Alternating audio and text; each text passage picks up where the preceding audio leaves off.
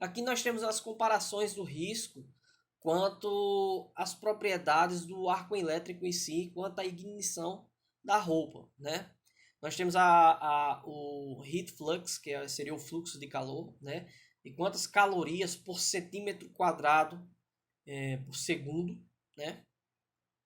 E aí o nível de 1 a 3, com um arco elétrico de 1 a 200 calorias por centímetro quadrado, você tem ignição da roupa em 1 a 3, por exemplo, né?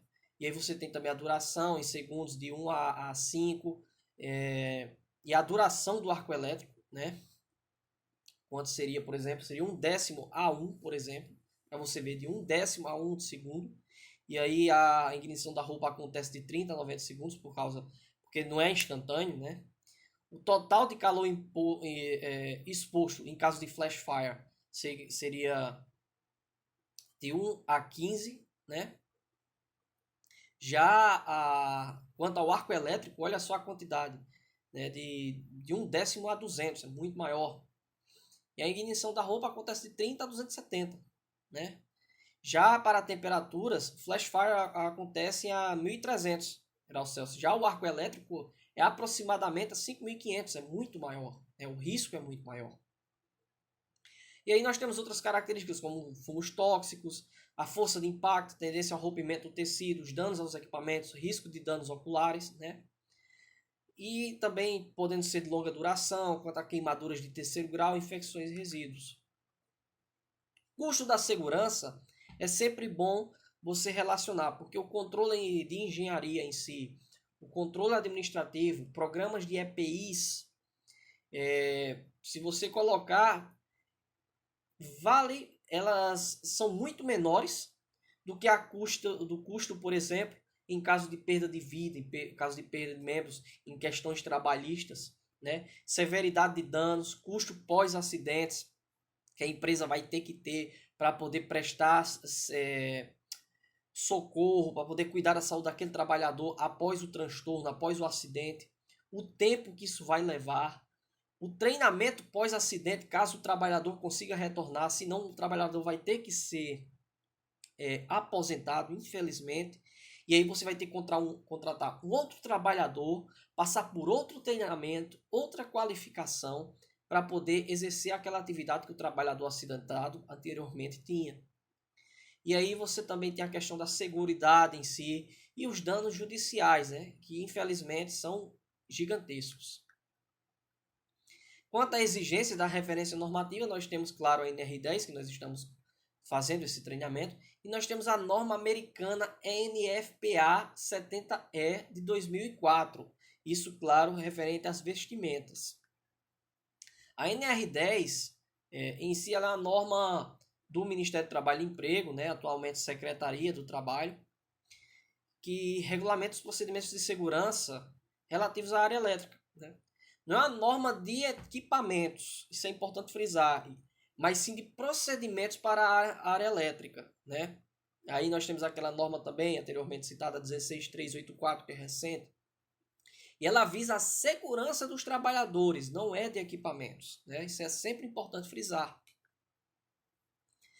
Quanto à necessidade do uso das roupas de proteção, a NR10 ela define nos itens 10.2.9 a respeito de medidas de proteção individual, ou seja, sobre os EPIs, que os trabalhos em instalações elétricas quanto às medidas de proteção coletiva forem tecnicamente inviáveis ou insuficientes para controlar os riscos, lembrando daquela questão da hierarquia da proteção, medidas administrativas ou medidas coletivas, equipamento de proteção coletiva, e aí quando elas não forem mais suficientes, quando elas não forem mais possíveis, aí sim é que você deve recorrer à proteção individual através de EPIs. E aí, para você controlar, devem ser adotados equipamentos de proteção específicos e adequados às atividades desenvolvidas em atendimento ao disposto na NR6, ou seja, lembrando novamente, deve estar de acordo com a atividade que você vai desenvolver. Sobre as vestimentas, ela também define que as vestes devem contemplar condutibilidade, inflamabilidade e influências eletromagnéticas. O que são essas palavras bonitas e complicadas de se falar? Condutibilidade é quanto a justamente ao quanto ela pode conduzir eletricidade, ela pode conduzir corrente elétrica.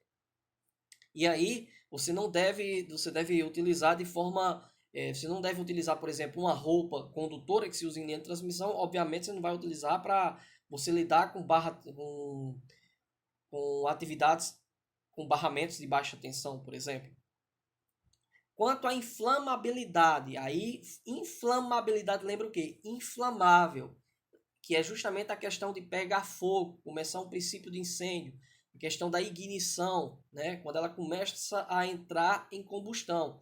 A roupa que o operário, o trabalhador, ele vai utilizar é justamente a atividade, você deve visar essa questão em caso de arco elétrico, que ela não deve iniciar uma combustão, ou seja, ela deve ser anti-chama, deve ser retardante anti-chama. E influência eletromagnética, essa última não é menos importante, apesar de ser pouco citada. Geralmente é utilizada por aquelas pessoas que trabalham com antenas, por exemplo. Em antenas que você tem também nível de alta tensão, a radiação eletromagnética da própria antena, o trabalhador deve ter uma roupa que também, de certa forma, não apenas proteja, mas chega a minimizar um pouco os efeitos da radiação eletromagnética. A NR10 ela também define que sobre a necessidade de dimensionar o risco, ou seja, o memorial descritivo do projeto, ou seja, um engenheiro ou técnico esteja projetando quanto à atividade futura que vai ser exercida ou a instalação elétrica em si, ela deve conter no mínimo os seguintes itens de segurança: especificação das características relativas à proteção contra choques elétricos, ou seja, possuir, de certa forma, que o quadro seja possível você colocar um aterramento temporário, você ter um barramento de equipotencialização, ou seja, o barramento de terra. Você tenha dispositivo de proteção contra choque elétrico, como por exemplo o IDR ou DDR. E claro, venha prover questão sobre queimaduras ou outros riscos adicionais, como anteparos, como proteção, barreiras e algo do tipo. Ela também determina que, em caso de seguranças desenergizadas, só são consideradas desenergizadas aquela velha história do SICAP, seccionamento, impedimento e reenergização, constatação da ausência de tensão, proteção de elementos energizados, existentes na área controlada, na zona controlada, e aí é um anexo da própria NR10 que define o que é zona controlada, o que é zona de risco, certo? E aí nós partimos para a norma americana NFPA 70E de 2004. Ela é uma norma mundialmente utilizada e consultada como referência para procedimentos e equipamentos de proteção na atividade da área elétrica. E ela é ela é utilizada para a definição dos seus índices técnicos, ou seja, os valores técnicos utilizados dessa norma. Ela utiliza a norma ASTM, da American Society Test Methods, que define os métodos de ensaio para avaliação de desempenho dos equipamentos. Mais à frente nós vamos ver alguns ensaios realizados em EPIs, certo? E veja bem, é legalmente previsto, ou seja, pela lei, que na ausência de normatização nacional efetiva sobre o assunto, pode-se fazer o uso de normatização internacional reconhecida, ou seja, na ausência, caso não tenha uma norma específica para tratar sobre algo na área elétrica, você pode utilizar uma norma internacional. Isso não se tratando apenas de instalações, mas também de testes, de ensaios realizados em EPIs, EPCs ou algo do tipo. E aí o item 130.3 da NFPA 70R determina que roupas de proteção e equipamentos de proteção pessoal ou individual para aplicação com a análise de risco de arco elétrico. Ela prevê a necessidade de roupas de proteção térmica e que determina a necessidade de cálculo de energia incidente. E nesse item 130.7, mais adiante, dessa norma, recomenda que as características do material para a proteção do corpo em si, como é que deve ser o material dessa roupa retardante anti-chama. Ela descreve a necessidade de homogeneidade, detalhes construtivos da própria roupa, a composição de proteção para corpo, mãos e cabeça, com aquelas informações que geralmente ficam aqui no bolso de algumas roupas retardantes anti-chamas.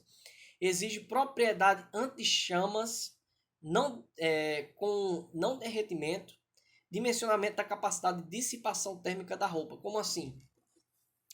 Essa roupa ela deve possuir uma propriedade de apenas não conduzir, não entrar em combustão, não pegar fogo, mas também ela não deve derreter e também ela deve dissipar, ou seja, ela deve soltar o calor de acordo com alguns testes laboratoriais indicados nesses métodos da ASTM, de número 1959 e 1506, certo? De acordo com essas normas. E essa norma NFPA 70, ela também determina as classes de proteção térmica em função do ATPV, desculpe. E ela também define fórmulas de cálculo de energia incidente e distância segura, como a energia calorífica incidente de um arco elétrico, por exemplo.